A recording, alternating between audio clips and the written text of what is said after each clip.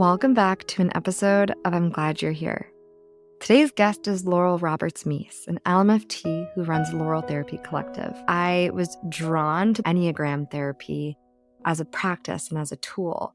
I knew Enneagram from working with career counseling and exploring my personality type as I show up in work environments, but I truly had no clear sense of what that would look like in therapy, and I got so intrigued.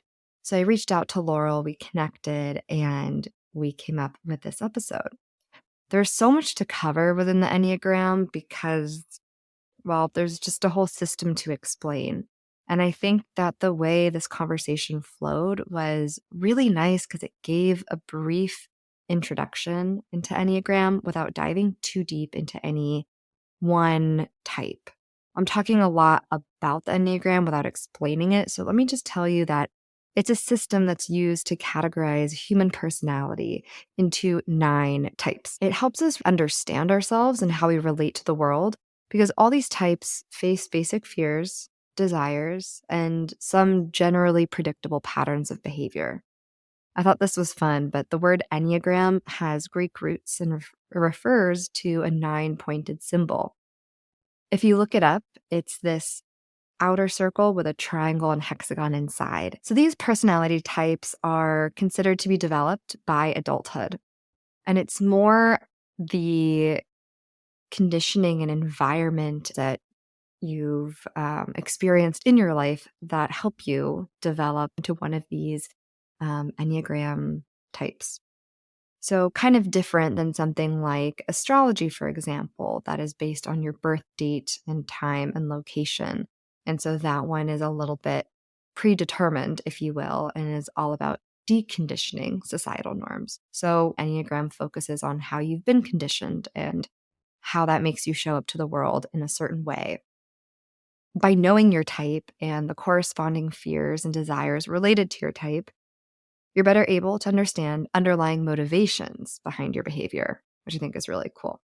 So now I'm just going to call out the 9 different types. Type 1 is the reformer. Type 2 is the helper. Type 3, the achiever. Type 4, the individualist. Type 5, the investigator. Type 6, the loyalist. Type 7, the enthusiast. Type 8, the challenger. Type 9, the peacemaker. I know those were just labels and I gave 0 description. I just wanted to call those out so that you can refer to this intro as we talk about the different types. But those are the names, and if you look online, you'll see some of them are labeled differently. They have the same meaning. They just might not be called the same thing. So there's kind of a couple variances, but they all mean the same thing. The way that Laurel covers these 9 types are really empowering, and it's cool to see the spectrum of healthy to unhealthy tendencies of each type. And so my hope for you is that by listening to this, maybe it resonates as a way to really understand yourself a little differently and explore some of your own motivations or behaviors and get support from Enneagram. We didn't get to dive into the therapeutic approach as much, but I thought it was just a really therapeutic lens on Enneagram itself. There's so much more we could have talked about. I know we're going to have another discussion, and I'm excited to hear what you think. So with that, let's get on to the episode. Hi, Laurel. Welcome to I'm Glad You're Here. It's so good to see you. How are you doing today? I'm doing great. I usually kick off with an intention for our conversations, and my intention in having this conversation with you and focusing in on the Enneagram work you do is to give people access to this tool, how they can use it and integrate that, whether it's in their own therapy or their own kind of self-growth work. So that's the intention of our conversation today. And I'm really grateful that you're here to have it with me. Yeah, absolutely. I think the thing that I love most about the Enneagram is that it is inherently therapeutic because of all the different styles of therapy out there. Some are very insight oriented, some are very change oriented. There's some people that just do insight therapy and it's not about making change, it's about understanding yourself on a deeper level. And there are some people that are like, well, we don't need to understand, we just need to change. And really any kind of movement towards health is going to be a combination of the two. And that's what I love so much about the Enneagram system is that there is the insight component, but then also a very clear path to be the healthiest, most abundant version of your Enneagram type. It combines that insight and that change, as well as offering you a very powerful tool in relationship with others. So I could just talk about it with anyone for the rest of my life and be perfectly content to do that. I love that. My first exposure to Enneagram, and to be honest, I don't use it that often, so I'm so excited to dive in here. I worked with a career coach and I did a test, a very comprehensive test. And something I noticed on your website is you call out that you don't really need to take a test. You can kind of just Correct. read the different descriptions. When I saw that, I'm like, yes, I want everyone to know that because taking a test on like how you respond to all these situations is exhausting, and I don't know if it was super helpful.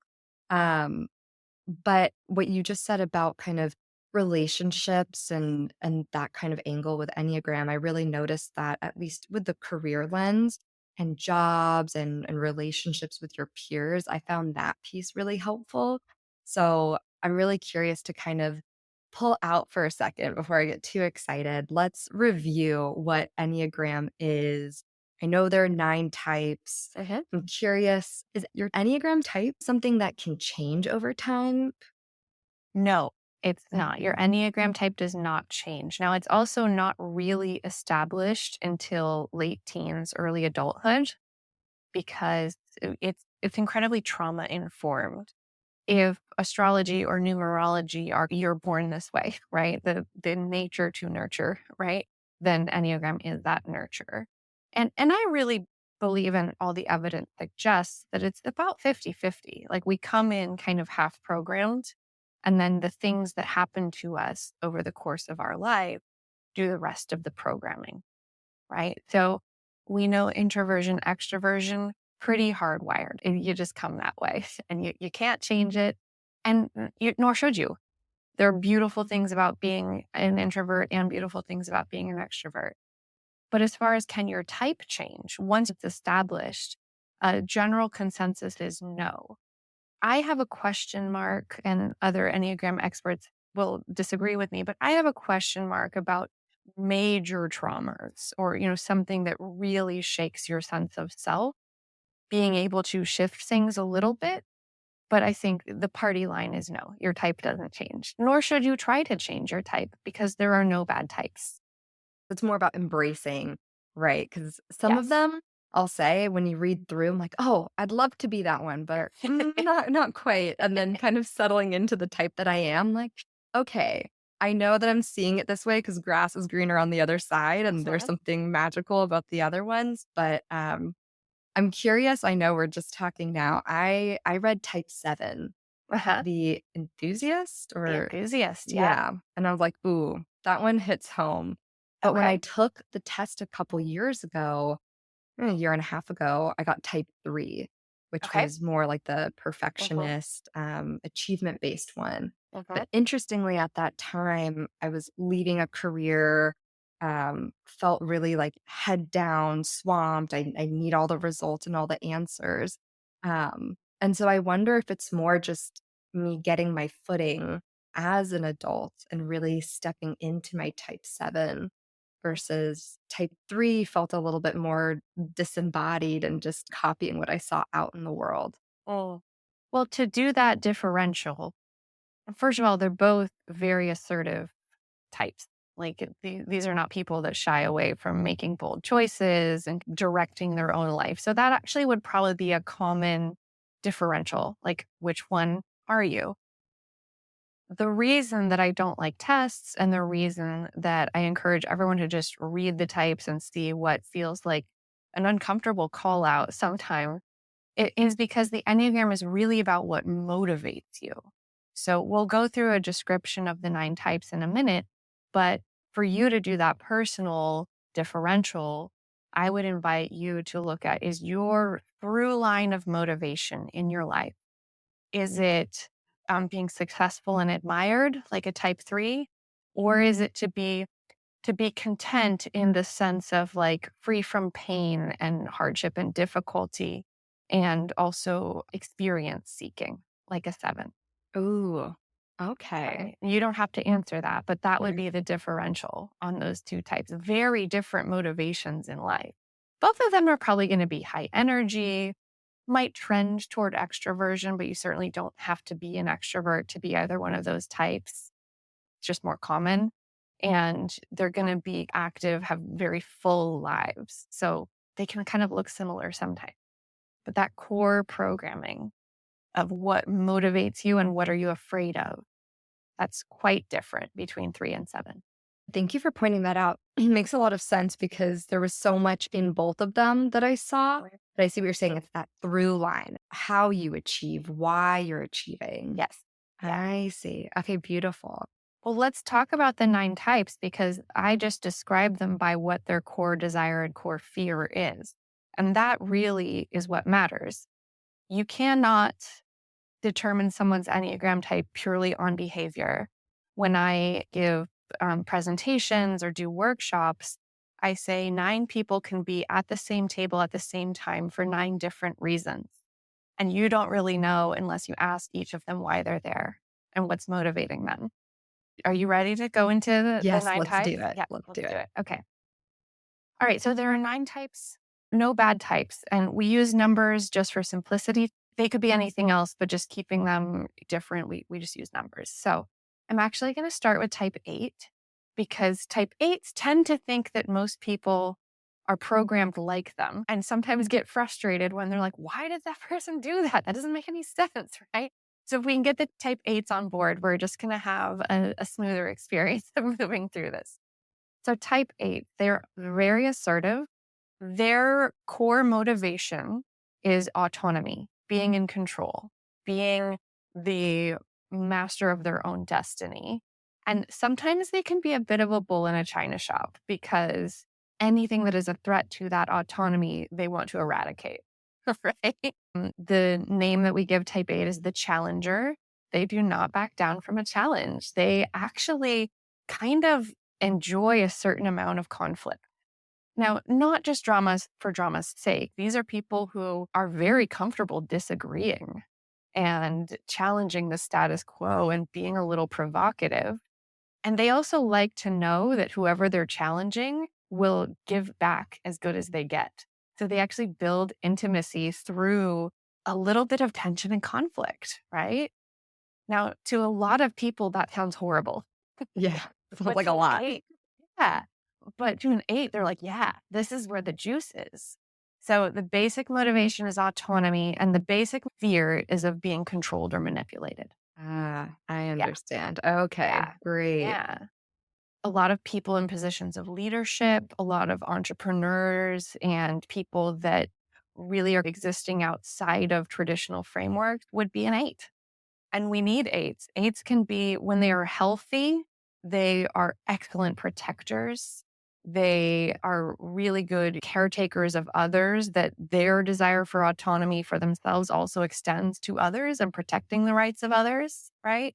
I And love when they're that. unhealthy, they are just like dominating power brokers who are just out for themselves and just leaving a path of destruction in their wake.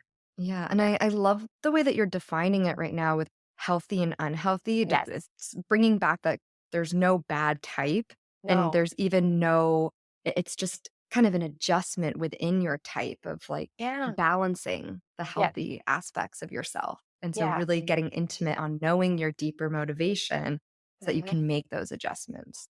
Yeah. To be a healthier 8, you would look at probably softening your startup with some people and also recognizing that most people don't build closeness and trust through conflict. Yeah, People that don't. sounds like a very helpful tip Yes. for an 8 if you're listening. Yes. And also, like, we need 8s. We need you out there fighting the good fight and asking tough questions.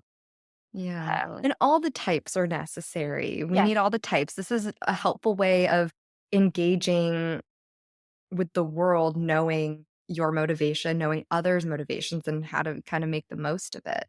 Absolutely. Totally. I love that. Would Trump be an 8? I don't like to name names. Okay. Yeah. And I and just you had can that decide. gravitation with the Yes, provocative and challenger, and I was thinking politicians make great eights. they do. You can decide for yourself where certain high profile eights fall on that healthy to unhealthy scale.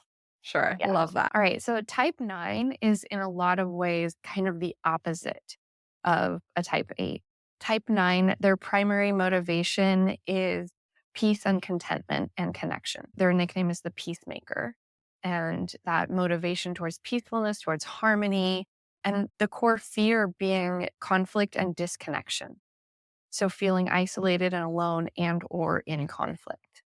So these people are kind of the like go along to get along, but also very attuned to the needs of a group and wanting the group to be harmonious. I was just thinking that these feel Yes. like big, like community people. Yes. They are more often quite introverted and need a lot of recharge time. They're very gentle, very kind people. And they need to be reminded to take care of themselves rather than just deferring to what the group or what others need, to actually be a little more solid in themselves and what they need. Because, I mean, all of these programmings are born out of experiences you have growing up. So, someone that had a really big, loud family, they might just kind of go along, or like a really erratic parent, or just an environment that kind of demanded or there was a benefit to them to be more compliant would breed a type 9. I Right. see. And so Yeah. kind of maybe more dipping in unhealthy is a little bit over placating and not Yes. having your own voice. That's why they need that recharge to be like, oh, this is what I need, or Yes. this is what peace looks like for me. Yes. Nines are great at seeing all sides of a story and being able to have empathy for all positions, sometimes to a fault and sometimes to the point of they don't know where they stand on an issue because they're just so able to see so many different sides, which is a fabulous skill. But also, nines, you should have your own stance on things. You are an important person. And you deserve to have your own values and your own opinions, and we want to hear them. What would be an ideal career for a type 9? I know a bunch of therapists, some really good therapists that are nines, but they need to make sure that they're always doing really good self care. Also, mediators, I was interestingly. thinking like Yes, negotiators, yes, mediators. Oh, that's great. yes. Because they can really see all sides and try to decrease conflict. That's what they're great at. All types can be in all careers, but you want a 9 in the room when you want tension to go down. Yeah, You yeah. know? It's more like pulling on the right strength. Like it's easy to just call out a few Yes, careers that naturally I'm like, yes. oh, if they're peacemakers and they want everyone to Mhm. be happy, then they can mediate Yes, tension or like they would thrive in that environment. absolutely. Yeah. And then to move from unhealthy to healthy, just step more firmly into your own identity and sense of self and opinions and wants and needs. And don't apologize for having them. I love that. Mhm. Yeah. So type 1, another type where we see a lot of politicians, they've got a couple of nicknames. They've got the improver or the idealist or the perfectionist. People have different reactions to those words. I like the improver because it's kind of non-pathologizing, which is my favorite thing about the Enneagram. It's non-pathologizing. No types are bad, no types are good. It's how healthy are you in that type? And there are strengths and areas for growth in all types. So the improver or type 1, their deep fear is that they are bad or corrupt or evil. And their desire is to be good and do good in the world. So these are people who can often be very detail oriented.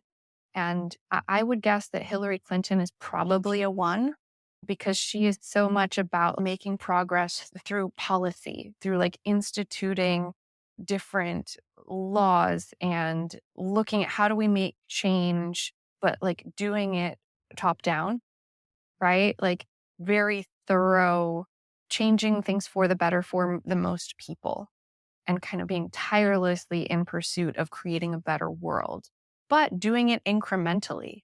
I think an 8 would be more like, we need to overhaul the whole system. And a 1 would be like, if we enact this one policy and it goes into effect, then that will pave the way for this next thing to be done, right? Mm, That very by yeah. the rules, very like here is how we create something, and they are rule followers. They may not like the rules, but they will follow them Yeah. or go through a process to change the rule. Right. Interesting. And that makes Mhm. sense that it's called the improver, Mhm. because you're taking what's there, you're working with it, you're making that incremental change over Yes. time. You're not like, let's blow this up. You're like, well, if these are the rules. How do we Yes. use them to make the world better? Yes. Yeah. Very detail oriented. Um, a primary emotional experience for a one is anger. Anger that the world is unjust, anger at how things are, and that can really fuel them. But if they don't keep it in check, it can become really unruly, and they can be a little more destructive or kind of self-destructive. Because remember, this core fear is that they're bad or evil. And that anger can kind of go both ways. It can either like really fuel them in fighting the good fight, or it can undermine what they're trying to do. Yeah. And Right. and how is that kind of core fear that's from their environment from growing up that they're Mhm. corrupt or evil? Yeah. Yeah. The fear that they are. They're often incredibly good people and people that devote their lives to public service or toward, overhauling a classroom or the local education or government, or even just being a good community organizer. These are people that relentlessly want things to be better, but it's all out of this like, oh God, what if I'm bad? Mm. Right. So I'm Yeah. curious when working with any of the types, and this one is really calling out to me, this type 1 fear. It's not about overcoming that fear of being bad. It's like it's about working with it, or how do you Mhm. kind of Yeah. soften that voice to feel like you are a good person? Yeah. Oh, I mean, for ones, it's self compassion and not holding themselves to a different standard than they hold others, because their standard for themselves is often unreasonably high, like impossibly high. And even if they achieve something, then they move the goalpost because the work is never done. And with creating a better community or country or planet, yes, the work is never done, but also you can be a good person and rest. You can Yeah. be a good person and know that you did a good job with something, and um, just allowing yourself more grace and not just relentlessly criticizing yourself or feeling that you will never be able to rest because you'll never quite be good enough.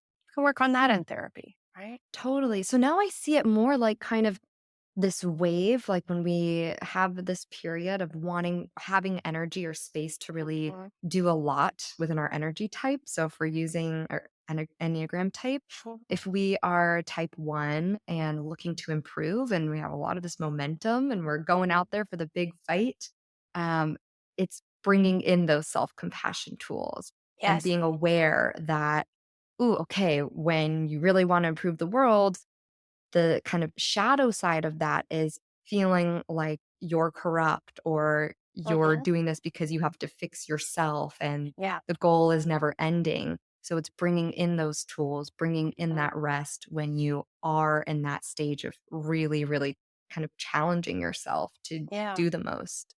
I mean, I think the bottom line is turning down the volume on self criticism, because a lot of unhealthy ones are just, it feels like being in a metal box with just the loudest self criticism with the volume turned all the way up and they can never escape it.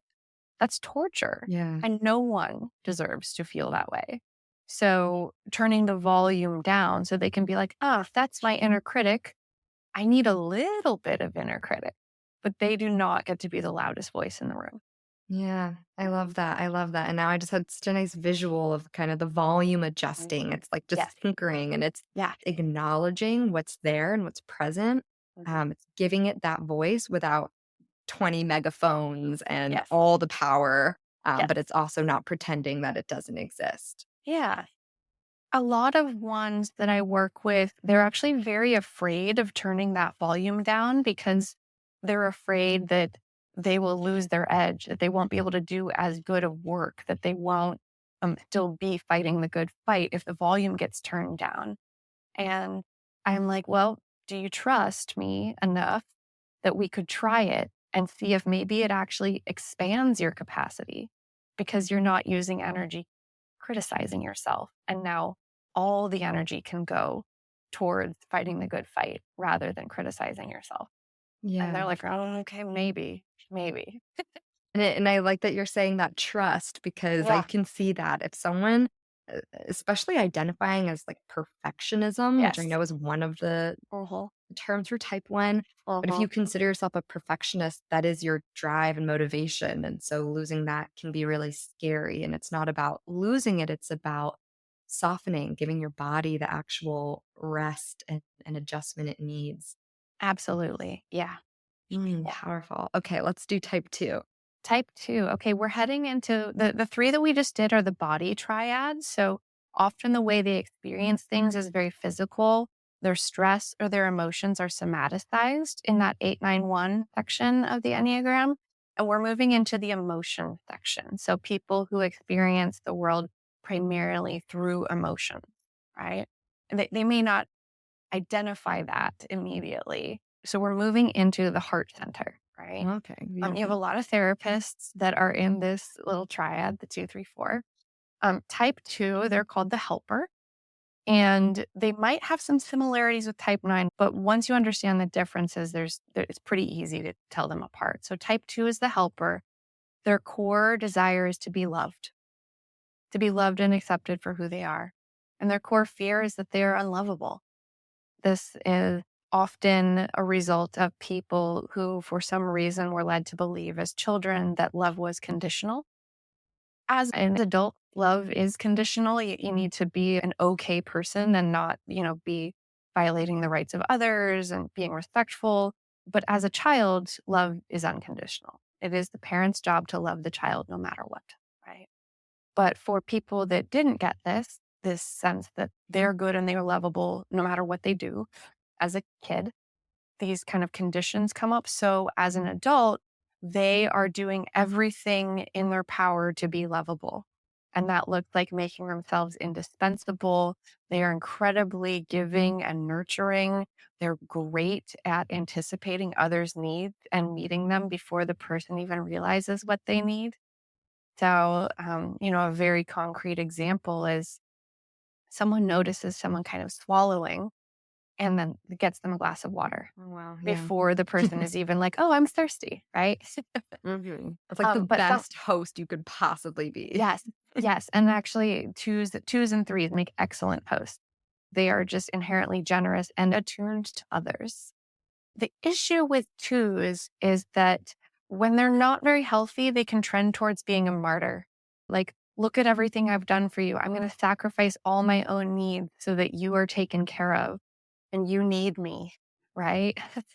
And that what they are hoping happens is that they give enough love that someday they will receive it in return. And it doesn't usually work like that, particularly the way they go about it, because they set up a dynamic where they are the caregiver and someone else is the care receiver.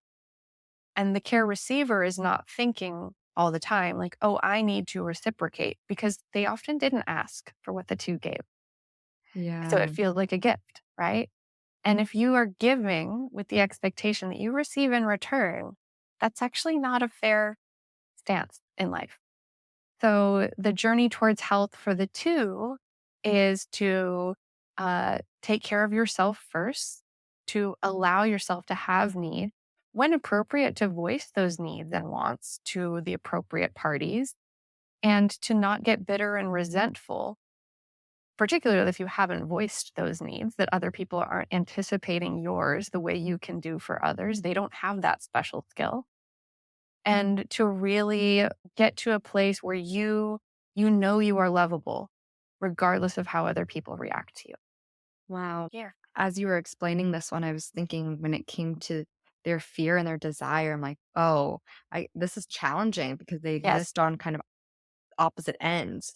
This Yes. fear of not being loved and just Uh-huh. wanting the love. So it's Uh-huh. almost I could see the unhealthy tendency Yes. is giving so much love, wanting it in return, but not voicing it. And then that bitterness and Yes. resentment grows of like, why is this person not loving me the way that I've loved them? I gave them everything, but the other was the receiver and never Yes. expected or asked, maybe even for the glass of water or for Mhm. all the things and the gifts. Mhm. That's a tricky one. There's this TV show called Crazy Ex-Girlfriend that there's one song that is just the most two song ever. And the song title is After Everything I Gave to You That You Never Asked For, How Could You Do This to Me? The other thing I'll say about the two kind of approach to getting what they need is that by taking care of others in an effort to receive love, you're actually depriving yourself of the opportunity to be lovable just for who you are and not for what you do. So if your strategy is to do things for others so they will love you, you will only ever feel loved for what you do rather Yeah. than feeling loved for who you are, even when you're not taking care of others. Yeah. So, That's tricky. right? And if you ever get to experience just feeling loved for who you are, that's the salve that will actually help you feel okay in the world. Yeah, yeah, and it also sounds like dipping in some of the healthy tendencies here are finding ways to nurture yourself, Yes. be your own best Yes. host, give yourself that water. Yes. Mm, Yeah, put your own oxygen mask on before helping others. yeah. Yeah. Yeah, I could see, like, caregivers, Uh-huh. health workers, Oh, nurses, yeah. like, Yep. these would be great twos. People that take tests, that are women or were raised as women often are mistakenly typed as a type 2 because it has all these, like, socially valuable feminine nurturing behaviors to it. So if you are a woman and you take a test, which I don't recommend, and it says you're a type 2, keep a little skepticism because it's often measuring behavior rather than what's motivating you. Interesting, I see what you're saying, and there's a lot of conditioning for kind of Mhm. feminine Yes. qualities to be this caregiver, nurturing, Yeah. motherly person. Yeah, Mm. absolutely. All right. Type 3, they are also an assertive type, so they're going to be kind of more go-getter. This is the achiever. And these are people that, similar to type 2, they want to be liked and admired. So their core motivation is success and admiration. And this can look a lot of different ways. It can look like, being really socially popular and well liked. It can look like having a really fancy and impressive career, or it can be a little more materialistic, having the nicest house and the fanciest car. But it's ambition is kind of the core experience of the three. The core desire is to be successful and admired, and the core fear is of failure. I see a lot of people that fall into this category. Lots of workaholism, lots of chronic dissatisfaction because they keep moving the goalpost. But also, we need threes. We need innovators. We need entrepreneurs. We need people that are working hard. The growth path for a three would be to attune more to their emotional selves and to their deeper, less materialistic needs and to nurture their relationships to be deeper rather than just being externally successful. Yeah, and is that the need for the material items that is that either just not having had that in childhood or in your environment, or is that No, kind of praise no. was put on that? Yeah, or viewing success as the roadmap to happiness. Whereas often I actually find that there's a little bit of an inverse. That if you are relentlessly focused on achievement to the exclusion of everything else, you can get there, you can win that award or get that raise or buy that house. But then if you don't have deep, meaningful relationships with others, you can't share that success with them and it feels hollow. So either people have this crisis of like, everything I thought would make me feel fulfilled didn't work and they need to kind of come back to the drawing board and look at their values, or they move the goalpost again and think, well, maybe the next time, if I get another promotion or if I buy another house, then maybe I'll feel happy then. So challenging your measure of happiness and success, because it usually isn't a promotion or a material object. Yeah, the image I have in my mind is someone just at the top of a mountain, like, okay, I've reached it, but I'm here alone. And Yes. now what? Now I need Yeah. another mountain to climb, Yeah. or that was disappointing. Mm. Yeah. And threes will always be ambitious. Threes will always want to achieve. But we can also look at how are they balancing that with depth, and how are they balancing that with quality of life? Because we can't take away their drive, then they wouldn't be a three, but we can expand their definition of success. I like that. So it's more bringing in their own values. What is Mhm. meaningful for you? And then, okay, now success is personalized or tailored to Absolutely. you. Yeah. Yes. Mm. Yeah. It's not other people's definition of success. It's yours. Mm. And I can see that as someone who took a test kind of like a couple years after college, it was very Mhm. easy to fall into the type 3 for me when I was filling it out, because it's kind of where I was taught in school, achieve, compete, Mhm. get better grades. I'm like, what does that prove? What do I get from that? What do the fancy internships do, or the next best job? And so that to me was a big like societal push of Mhm. achieve and succeed. And now it makes sense hearing all this, how I've rerouted to a more true Three definition. is the American way, the Yeah. bootstrapping, rags to riches story. Like societally, we love a three. Yeah. We We love praise hearing these. three. Yeah. We praise it. It's culturally valued. But again, we need to balance cultural values with our own personal values. Yeah. Yeah. Yeah. Absolutely. Okay.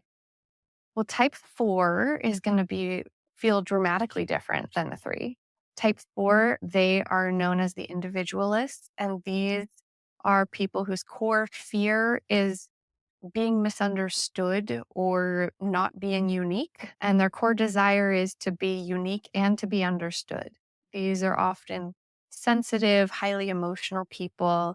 The unhealthy four would be the tortured poet I was gonna and say artist, total artist artists, vibe. creatives, and original thinkers, people who have unique, fresh perspectives on things, and people that are able to express themselves in a way that other people find really beautiful and unique and profound. The fours don't always care how it's received. They want to be understood and to express themselves, right? They contribute so much. And there are many people who find fours to be a little exhausting because they're always in the deep feelings and they're always having these kind of intense experiences and conversations. And for people that are not programmed that way, it can feel like a lot, which leads the four to feel misunderstood and unappreciated and alone, which then adds to the emotional agony. And it kind of just becomes this cycle, right? It makes sense because there's a lot of vulnerability that the 4 Yes. is trying to share, and so if Yes. they're misunderstood, that sounds really painful. Yeah. I mean, fours are experts at vulnerability. They are authentic to the core, whereas threes can often be quite inauthentic and their journey towards health is about authenticity. Fours start out authentic. There is no concern about authenticity. They're going to be honest with you and probably quite gently honest, or depending on the person. Their growth path is sometimes to be a little less self-involved and connected to others and others' experiences, and also to put as much value in the top half of the emotional wheel as they do the bottom. Fours are not afraid of intense negative emotion. They can make great therapists because they can just sit in the muck and the mire and they are okay in the muck and the mire. Whereas a lot of other types are like, yeah, we don't really go down there too often. We don't like it. And the four is like, down here is fine. You know? I see. Yeah. I'm curious if you would classify Taylor Swift as a 4. Mm. Oh, well, the Swifties have a lot of feelings about that. True. I would just again, we're observing behavior Mhm. because none of us knows Taylor Swift or what motivates her. But given her career, I would say she's probably a 3 looking at Oh, success, right? But I do think you're onto something with the 4. We haven't talked about, you have a primary type and then you have a secondary type that is a wing, like a type right next to mm, them. So if I were gonna take a guess, I would say she's probably a 3 with a heavy 4 wing, which okay. is like a vacation home that she has access to all the time. Got it. Got it. Like a One of her many secondary vacation calling. homes. Yeah, exactly. Yeah. Okay. Yeah. Because she does have this capacity for creating art that is unique and original and emotional and intense. And we love her for it. But also, living in that world full time sounds pretty tiring. Yeah. Yeah. Yeah. Totally. Yeah. And there's that deeper drive, that ambition that Yes. has made her so successful. So successful. Mm. Yeah. Yeah. So that's type 4. Now we're moving into the head sector, people that experience the world primarily through thoughts and cognitions. So type 5, I have a real soft spot for type 5 because I feel like they are so withdrawn and generally pretty introverted. They don't have enough people championing them.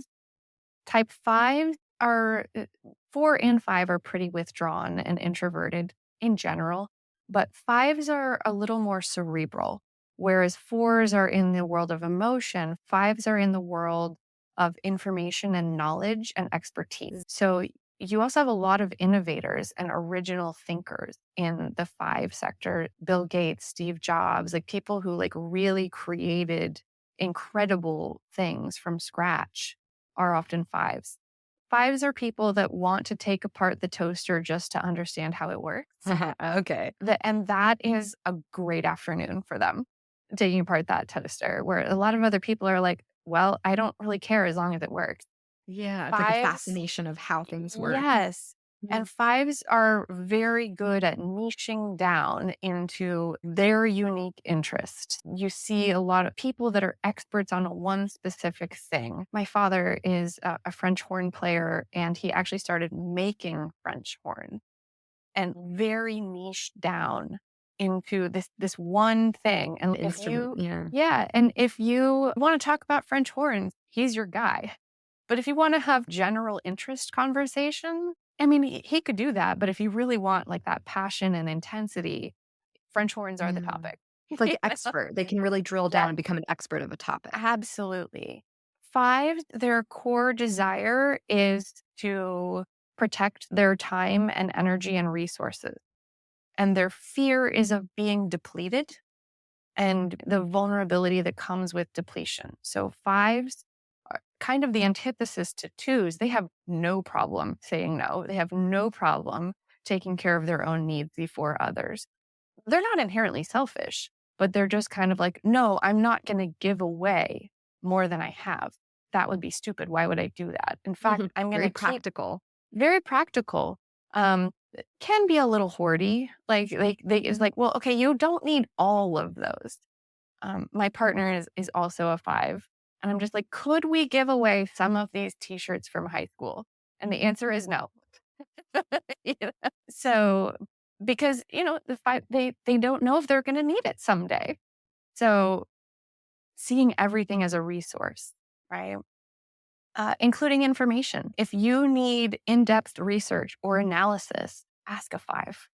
If you need someone to put together a very detailed spreadsheet about specific data set that they're an expert on, oh yeah, they're your person. If you are working with a 5 or you have a 5 in your life, you need to make a little more space for them and actually invite them into conversation and invite their opinions and ideas. Because chances are there's some of the best opinions and ideas out there, but they're not going to volunteer them all the time. Interesting. Mhm. Interesting. Yeah. I was thinking how this shift in tech and AI and Yes. data, I'm like, oh, I think 5s are really great here. And to be so successful in those careers and those spaces takes all that dedicated effort. Then it Yeah. also takes those collaborators that can say, like, Mhm. hey, what are you discovering? Can you Mhm. share it? How do we explore this as a team? And Mhm. yeah. Yeah. We think of 5s as very niched down. Also, really excellent 5s, they're thinking very broadly and ahead of their time. I remember having a conversation with a friend of mine who is a 5 about at the time there was a criminal issue and Apple was refusing to unlock the accused phone to give the data. And everyone was kind of like, why wouldn't Apple do that? And then my friend was like, no, that sets a horrible precedent that Apple will unlock anyone's phone. And being able to think about the long-term ramifications of any policy change or decision, that is the work of a five. Powerful. That's Strategy, amazing. Yeah. strategy, and what will happen 3 steps down the road if I do this, which is a result of them trying to conserve their energy. That like, if I do this, will then something else be demanded of me? Right. Or will I have to like now I start again at 0, or if I take that back, now the Yeah, policy changes. Yeah, yeah, it's very mindful. it is. It is. And we can encourage them to be generous with their thinking and their ideas and their opinions. And also, they don't need to hang on to their t-shirts from high school. They really can get rid of those. I love that little personal plug. All right, we've got 2 more, just enough time. Type 6, their core desire is to have security, to be secure, and I would say also to be connected. And their core fear is of being without security. So these are a little more anxious people, people that have a very push-pull relationship with authority. They kind of need someone to be in charge, but they don't necessarily trust them. Like, do you Interesting. have my best interest at mind? Do you have my community's best interest at heart here? And being willing to challenge and kind of demand more from people in positions of authority, but also so community oriented. These are people that are going to join a bunch of groups. They really want to be connected and experiencing that security through connection, right? I love that. They're looking out for the community too. They That's good to are. see. They really are. And, what the community deserves with this high anxiety can come a little bit of neuroticism, a little bit of other flavors of mood disorder. All the types can experience many diagnoses. But with a six, six is the only type that has 2 presentations. There is the phobic type, which is the very fearful and kind of everything is done to ensure security. And then there's the counterphobic type, which is the like, well, there's no security in the world, so we're going to take all the risks. We're going to skydive. We're going to make risky investments because they're trying to master the anxiety. They're trying to conquer it once and for all through these kind of high risk activities. And that can be pretty fascinating to watch. So a counterphobic 6 might be mistaken for an 8 because they're willing to do these kind of bold, crazy things. Oh, interesting, but it's really anxiety driven. Yeah. Yeah. So that one, I feel like 6, they make great friends. They're incredibly loyal. You really have to wrong them for them to cut you off. Once you're cut off for good. But they're very loyal until you give them reason not to be. And then we're at the end here with type 7, which is the enthusiast. And type 7s, their core motivation is to be content, but it's not the peaceful kind of contentment that you find with type 9. Type 7s find contentment through experiencing everything at the buffet of life. They truly want to try Yes. everything. Their core fear is of being deprived or in pain. So this is the kind of like running from discomfort. It's like, well, I'm feeling a little anxious, but I've got kickboxing tonight. And after that, I'm going out to happy hour. And after happy hour, I'm going to go to a movie in the park. And after a movie in the park, I guess I'll sleep a little bit. And then tomorrow we're going on this hike. And it's just, I Yeah. mean, these are energetic, outgoing people. They are the life of the party. They are super fun to be around in the short term. In the long term, it's hard to keep up because they have so much energy and so much zest and passion for life. And if you want someone that will drop everything and go to Bali with you on a day's notice, ask a 7 because they are quite likely to say yes, because this might be the only time in their life they can drop everything and go to Bali. So they have to do it. Mhm. Right. Wow, The this is FOMO is amazing. real. The I feel FOMO so is real. seen. Like, I love that Okay. this is how we're ending. So I'm like, Uh-huh. wow, I feel so called out in the Uh, best way. uh-huh. Absolutely. Okay. Okay. Well, 7s, when they are healthy, they actually can recognize and tolerate uncomfortable emotion. because it is part of the whole experience of being human, right? And so if you can remind yourself, yes, this discomfort is not something I am enjoying feeling, but this is the only time I'm going to feel uncomfortable in this way in this moment, and I'm going to experience it, right? Totally. Not letting your FOMO run you ragged and impact your health or your financial health or your relationships, following through on commitments that you've made. These are all things that a seven can do to be the healthiest version of themselves. Slowing down a little bit and recognizing you're not going to be able to do it all in life, which I know is horrible to hear, but you're not going to be able to do it all. You'll be able to do a lot and focus on the quality of what you're doing. Totally. Right? Totally. Yeah. The slowing down has been one of the biggest lessons that I've Yeah. embraced and continue Absolutely. to embrace because I'm Uh-huh. an imperfect human. But Yeah. I love I love the buffet of life visual. I'm like, yes, that's the feeling. Like there's just so much and it's so Yes. exciting and I want to do it all. And then Mhm. I'll completely deplete myself and be like, was it worth it? Because now I'm exhausted. Need to learn that it's okay to pace Yes. myself. Yes. The other thing I see with seven is that none of us get through life without some bad things happening. And sevens often are really lacking in coping skills other than distraction. And so, Interesting. building up some of those coping skills so that you have them. Let's say you are an extreme sports enthusiast, and that is kind of your coping strategy is like getting back on the slope or training for the Ironman, right? And then you have a major injury, and then you have something happen in your personal life. Well, you can't use exercise. You can't use a lot of the other ways that you have coped. What do you have in your arsenal? Because we can't outrun everything. Yeah. Yeah. Yeah. Mhm. Wow, powerful. I have so many more questions. I feel like we have to do another one here. Sure. Um, Yeah. but thank you so much for all of that information, for kind of highlighting the healthy, the unhealthy, kind of finding balance and really reminding us that there's space for all 9 types, and Yeah. we need all of these types, We do and need them. it's a matter of, yeah, finding the best ways to collaborate, finding what's meaningful, connecting Mhm. with your motivation, and, yeah, finding those healthy tendencies. It's a Yeah. really beautiful way to share this tool, Yeah. and so thank you You so know, much. my other favorite way to use the Enneagram, other than for personal growth, to recognize your strengths and your areas for growth, is in relationships. So I can come back and we can talk about Oh, what does it look yes. like to use the Enneagram in relationships, because it is a game changer.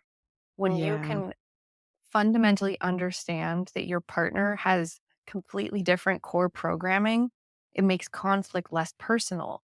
Like everything that they do makes more sense, even when it's in conflict with what you want and what you need. So I would 100%. love to talk about that. I felt that. I think my partner I know my partner's a type 5 now from that description, Oh, and in that conversation, I'm like, "Oh my gosh, this is a guidebook on yes. let me okay, I know if his motivation is this, let me try that," and it's just a beautiful toolkit to offer, Yeah. so I would love that conversation. Super Yeah. powerful. Let's do it. All right. Amazing. Well, thank Yeah. you so much, Laurel. What's the best way to connect with you? Yeah, I'm easy to find on the internet. Our website. So I should say I have a group therapy practice or a group like multi-clinician therapy practice. And we serve California, Florida, Pennsylvania, and then we also have licenses pending for Virginia and Washington State. And our website is laureltherapy.net. Amazing. Well, thank you so much, and we'll talk soon. Okay, thanks, Molly. Bye. Bye.